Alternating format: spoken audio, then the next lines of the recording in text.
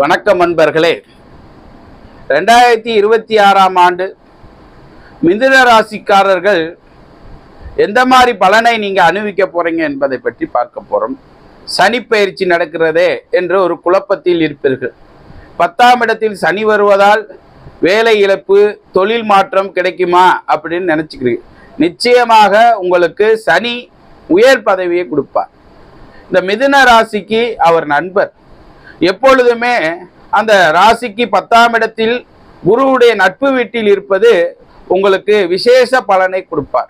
இடமாற்றம் வேணும் என்று நினைத்தவர்களுக்கு நிச்சயமாக தொழில் வழியில் இடமாற்றம் உண்டு. அது மட்டுமல்ல அன்பர்களே, யாரெல்லாம் உயர் பதவிக்காக காத்துகின்றீர்களோ அந்த உயர் பதவி இப்ப அடையக்கூடிய காலம் உண்டு. அது மட்டுமல்ல அன்பர்களே, பூர்வீக சொத்து சம்பந்தமான பிரச்சனைக்கு முடிவுக்கு வரும் அன்பர்களே. நன்றி, வணக்கம்.